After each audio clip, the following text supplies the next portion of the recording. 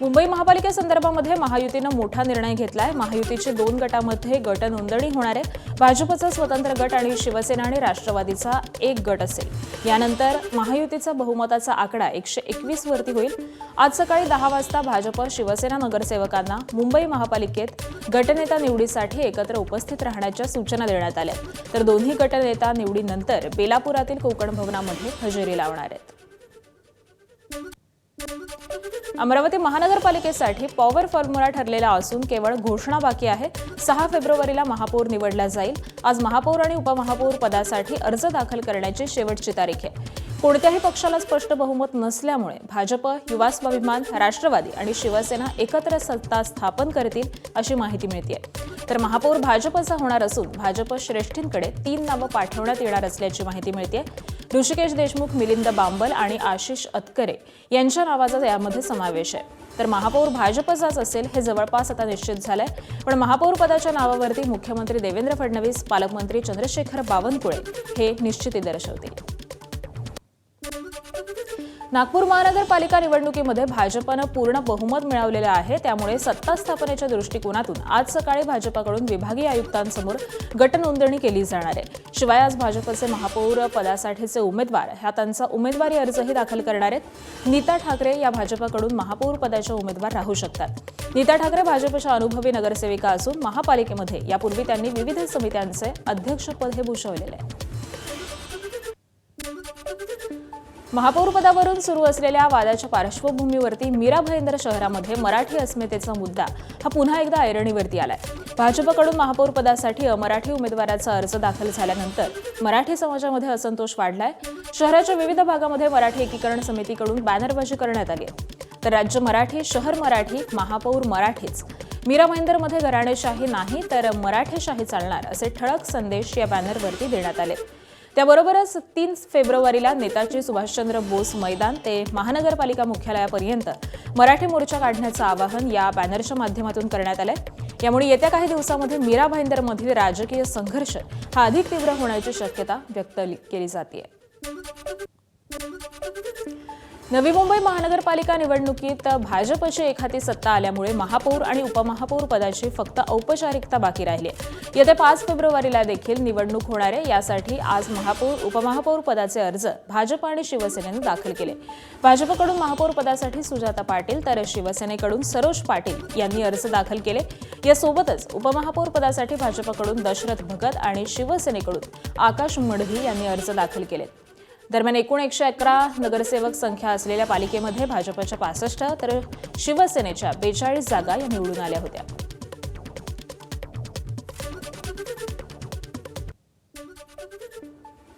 आज सुजाताताई पाटील यांचं नाव महापौर पदासाठी आम्ही त्यांचा अर्ज सर्व नगरसेवकांच्या उपस्थितीत भरलेला आहे आणि उपमहापौर या पदासाठी दशरथजी भगत यांचं नाव या ठिकाणी जाहीर झाल्याप्रमाणे त्यांचं नाव या ठिकाणी फॉर्म आम्ही भरलेला आहे। जळगाव शहरामध्ये महापौर पदासाठी आता हालचालींना वेग आलाय। शहरातील अजिंठा विश्रामगृहामध्ये महायुतीच्या वतीनं महापालिका महापौर पदासाठी बैठक घेण्यात आली। या बैठकीमध्ये भाजप आणि शिवसेनेच्या नेत्यांची उपस्थिती होती। महापौर पदासाठी उज्ज्वला बेंडाळे, दीपमाला काळे आणि वैशाली पाटील यांची नावं चर्चेमध्ये आहेत। मात्र बैठकीनंतर महापौर पदावरती कोण बसणार याबाबतचा सस्पेन्स हा अजूनही कायम आहे। कल्याण डोंबिवलीमधील ठाकरेंच्या शिवसेनेचे बेपत्ता असलेल्या 4 नगरसेवकांपैकी एक मधुर म्हात्रे हे अखेर घरी परतलेत। जवळपास 16 दिवसांनंतर मधुर म्हात्रे हे घरी आलेत। कार्यकर्त्यांनी त्यांचं स्वागत करत जल्लोष केलाय। ठाकरेंच्या शिवसेनेचे नवनिर्वाचित नगरसेवक मधुर म्हात्रे, कीर्ती ढोणे, राहुल कोट आणि स्वप्नाली केने हे अनेक दिवसांपासून नॉट रिचेबल आहेत। चंद्रपूरच्या भाजपच्या नवनिर्वाचित 23 आणि शिवसेना यांचा 1 अशी 24 नगरसेवकांची नागपूर विभागीय आयुक्त कार्यालयामध्ये नोंदणी होणार आहे। मात्र या नोंदणीचा सर्वात कळीचा मुद्दा म्हणजे गटनेतेपद सुधीर मुनगंटीवार आणि किशोर जोरगेवार या दोन्ही नेत्यांना मान्य असेल असा गटनेता आज नेमण्यात येतो का याबाबत हे पाहणं औत्सुक्याचं राहणार आहे। त्याबरोबरच वडट्टीवार गटाकडून धानोरकर समर्थक असलेल्या 13 नगरसेवकांनी नोंदवलेल्या गटावरती घेतलेल्या आक्षेपामुळे देखील आज सुनावणी होण्याची शक्यता आहे। उपमुख्यमंत्री सुनेत्रा पवार आज साताऱ्यातील कराड आणि फलटण तालुक्याच्या दौऱ्यावरती असणार आहेत. सकाळी 10 वाजता कराड इथल्या प्रीती संगम बाग इथे यशवंतराव चव्हाण यांच्या समाधीस्थळी जाऊन अभिवादन करतील. त्यानंतर दुपारी 11 वाजता सुनेत्रा पवार फलटणकडे रवाना होतील. दुपारी 1 वाजता विदीप जाधव यांच्या निवासस्थानी त्यांच्या कुटुंबियांची सांत्वनपर भेट घेणार आहेत आणि त्यानंतर बारामतीकडे रवाना होतील. दोन्ही राष्ट्रवादींच्या विलिनीकरणावरती चर्चा सुरू असताना आता मुख्यमंत्री देवेंद्र फडणवीसांनीही प्रतिक्रिया दिली आहे. विलिनीकरणाची तारीख ठरली असती तर अजित पवारांनी आम्हाला सांगितलं असतं. भाजपशी चर्चा केल्याशिवाय राष्ट्रवादी एकत्रीकरणाचा निर्णय हा अजितदादांनी घेतला असता का, अशी प्रतिक्रिया ही मुख्यमंत्री देवेंद्र फडणवीस यांनी दिली आहे. असं आहे की या संदर्भात मी एवढंच सांगतो की चर्चा कुठलीही अंतिम स्टेजला जर गेली असती तर अजितदादांनी आम्हाला सांगितलं असतं, आमच्याशी चर्चा केली असती. कुठली तारीख जर ठरली असती तर ते आमच्या सरकारमध्ये आहेत आणि सरकारमध्ये आमच्याशी शेअर न करता ते असा निर्णय घेऊ शकतील का? त्यामुळे आता पवारसाहेबांचं त्यांचं काय बोलणं झालं, कोणाचं त्यांचं काय बोलणं झालं, मला याची कल्पना नाही. आमच्यापुरतं मी सांगतो की अशा प्रकारच्या तारखेची माहिती आम्हाला नाही. दरम्यान मुख्यमंत्री देवेंद्र फडणवीसांच्या दाव्यानंतर शशिकांत शिंदेंनी एबीपी माझाला प्रतिक्रिया दिली आहे. अजित पवारांची शपथ घेऊन सांगतो, आमचं बोलणं झालं होतं.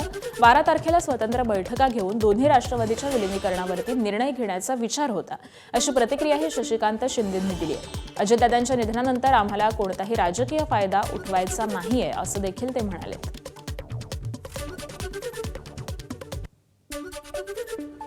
आम्ही ज्या वेळेला चर्चा करत होतो आमच्यावर अजितदादाच होते, आज ते हयात नाही. तर मला वाटतं की आम्हाला त्याचं कुठलंही राजकीय भांडवल करायचं नाही. माणूस गेल्यानंतर खोटी शपथ तर घेऊ शकत नाही. हे अजितदादांची शपथ घेऊन सांगितलं की वस्तुस्थिती आहे. अजितदादांनी आम्ही असं ठरवलं 8-9 तारखेला, 7 तारखेला निकाल लागल्यानंतर 8 तारखेपर्यंत थांबून 9 तारखेला दोन्ही पक्षाच्या बैठका 9-10 पर्यंत घ्यायच्या. मला वाटतं की कोणाचं तरी एक लग्न आहे महत्वाचं, मला त्यांचं नाव माहित नाही, पण त्या लग्नाला बरेच काही लोक जाणार होते. मग ते बोलले की ते लग्न झाल्यानंतर लगेच आपण 12 तारखेला विलिनीकरण करायचं, ही आमची चर्चा होती. आता ते त्याला आम्ही काय आता शूटिंग किंवा बाकीचं काय केलं होतं, मी चर्चा झाली होती एवढं नक्की. तसंच उपमुख्यमंत्री अजित पवारांच्या निधनाला केवळ 5 दिवस झालेत, एवढी घाई कशाला? दोन्ही राष्ट्रवादींच्या विलिनीकरणाबाबत आताच चर्चा का होते? आमच्या अनेक बैठका झाल्या तेव्हा अजितदादांनी विलिनीकरणाबाबत माहिती दिली नाही, अशी प्रतिक्रिया राष्ट्रवादीचे आमदार सुनील शेळके यांनी दिली. त्यांना एवढा दावा करायचा उतवळेपणा का आलाय? एवढा उतवळेपणा आजच का? ज्या वेळेला दादा हयातीत होते, दादांना तुम्ही कधी कुणी चांगल्या पद्धतीनं पाहिलं? कुणी का दादांना तुम्ही महाराष्ट्रात सुद्धा तुम्ही पक्षाचा अध्यक्ष करून नाही पाहिले? मुख्यमंत्री म्हणून दादांचं स्वप्न तुम्ही पूर्ण करण्याकरता का नाही एकवटले? ठीक आहे, आज मला त्याच्यात जाऊ नका, माझी विनंती तुम्हाला. या सगळ्या प्रक्रियेत किंवा या घटनेत आज तुम्ही दुःखामध्ये हे राजकीय विषय कुणी आणू नये. उपमुख्यमंत्री अजित पवारांचा अपघात ज्या विमानामध्ये घडला होता त्या विमानाचे सर्व पार्ट हे एकत्र करण्यात आले. विमानाचा अर्धवट जळालेला भाग एका मालवाहतूक करणाऱ्या ट्रकमधून भरण्यात आला आणि याशिवाय इतरही विमानाचे जळालेले भाग यासोबतच जमा करण्यात आले. अपघात स्थळावरून ते आता बाजूलाही करण्यात आले. उद्योगपती गौतम अदानी यांनी शरद पवारांची सांत्वनपर भेट घेतली आहे. शरद पवार यांच्या मुंबईतील सिल्वर ओक निवासस्थानी दोघांची भेट झाली. बारामती विमान अपघातामध्ये अजित पवारांचं निधन झालं. यानंतर अदानींनी शरद पवारांची भेट घेतली आहे. जवळपास 45 मिनिटं दोघांमध्ये चर्चा झाली.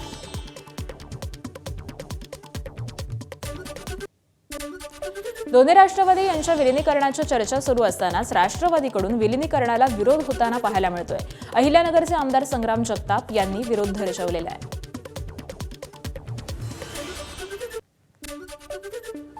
हा घटना अजून घडली त्याला अजून 24 तास सुद्धा झाले नाही. म्हणजे काही अगदी तुम्हाला सांगतो 5-6 तास झाले असतील आणि त्यामुळे तिथं लगेचच कुठेतरी सुरू करायचं. दादांचं असं म्हणणं होतं विलिनीकरण करा. त्यामुळे अत्यंत चुकीचं आहे. घटनासमोर काय घडली, दादा त्या ठिकाणी अचानक अशी घटना घडलेली आपल्यातून निघून गेलेले आहेत आणि 5-6 तासच झालेले आहेत आणि हे करणं अत्यंत दुर्दैवी आहे. महाराष्ट्राच्या दृष्टिकोनातून ह्या लोकांना एवढं परिपक्व माणसं याच्यावरती लगेच ताबडतोब प्रतिक्रिया देतात, ते अत्यंत दुर्दैवी आहे. मुंबईतील राष्ट्रवादी काँग्रेसच्या कार्यालयामध्ये काल अजित पवारांचे अस्थि कलश आणून त्याची पूजा करण्यात आली. यावेळी दिवंगत अजित पवारांचे चिरंजीव पार्थ पवार उपस्थित होते. यावेळी अजित पवारांची खुर्ची पाहून पार्थ पवारांना भावना अनावर झाल्या. हा क्षण पाहून उपस्थितांचे डोळे देखील पाणावल्याचं पाहायला मिळालं. दिवंगत उपमुख्यमंत्री अजित पवार यांचं विमान अपघातामध्ये निधन झालं. आज ठाण्यामध्ये दिवंगत अजित पवारांना श्रद्धांजली अर्पण करण्यात येणार असून त्यांचे अस्थि कलश हे सकाळी 10 ते संध्याकाळी 5 या वेळेमध्ये नागरिकांच्या दर्शनासाठी ठेवण्यात येणार आहेत. राष्ट्रवादीचे ठाणे शहर मध्यवर्ती कार्यालय इथं हे दर्शनासाठी ठेवण्यात येतील. सुप्रिया सुळेंनी अजित पवारांसोबतचा फोटो शेअर केलाय. बारामतीमधील कोव्हिड काळातील आठवण सांगणारा हा फोटो आहे. उपमुख्यमंत्री अजित पवार यांच्या निधनाची बातमी ऐकून त्यांचे समर्थक सुदाम कारभारी बोडके यांचं हृदयविकाराच्या झटक्यानं निधन झालं. या घटनेमुळे पवार कुटुंबासोबतच बोडके कुटुंबावर देखील दुःखाचा डोंगर कोसळला. या कठीण प्रसंगी अजित पवार यांचे पुतणे आमदार रोहित पवार यांनी बोडके कुटुंबियांची भेट घेऊन त्यांचं सांत्वन केलं. यावेळी माजी आमदार सुनील भुसारा आणि राष्ट्रवादी शरद पवार पक्षाचे पदाधिकारी हे उपस्थित होते.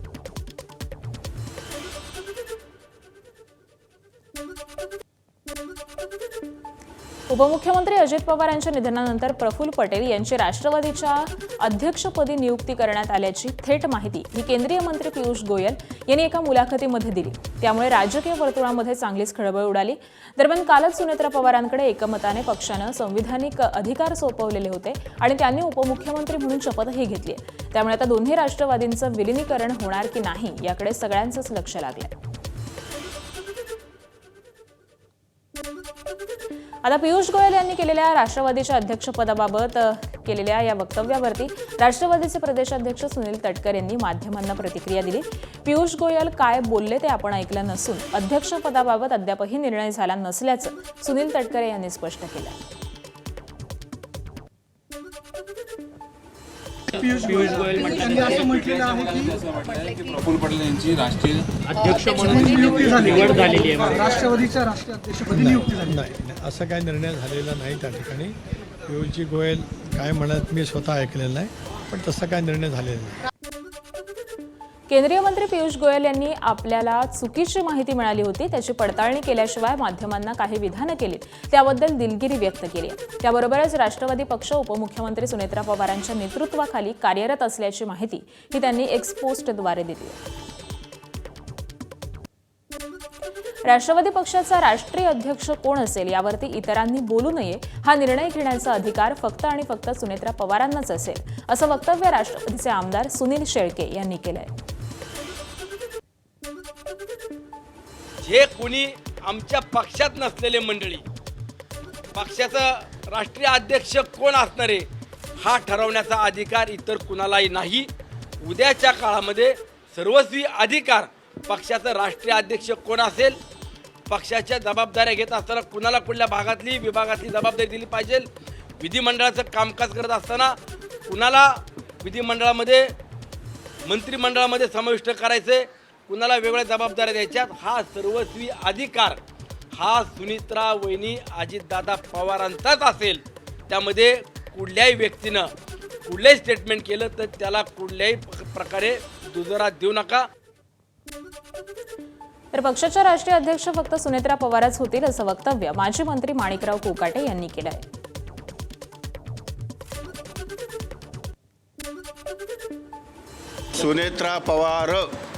सुनेत्रा पवार सोडून वहिनी सोडून दुसरा अध्यक्ष होणार नाही. तुम्ही सह्या वगैरे केलेल्या आहेत का? सह्या करो किंवा ना करो आमची युनॅनिमसली सर्व पक्षाच्या लोकांचा निर्णय झालेला आहे की उत्तराधिकारी सुनेत्रा वहिनी असतील, सुनेत्रा पवार असतील आणि त्या राष्ट्रीय अध्यक्ष असतील, त्या उपमुख्यमंत्री असतील, त्या विधिमंडळ पक्षाच्या नेत्या असतील आणि राष्ट्रवादी काँग्रेस पक्षाच्या सर्व सुनेत्रा पवार वहिनीच असतील, यात शंका नाही. एबीपी माझा, उघडा डोळे बघा नीट.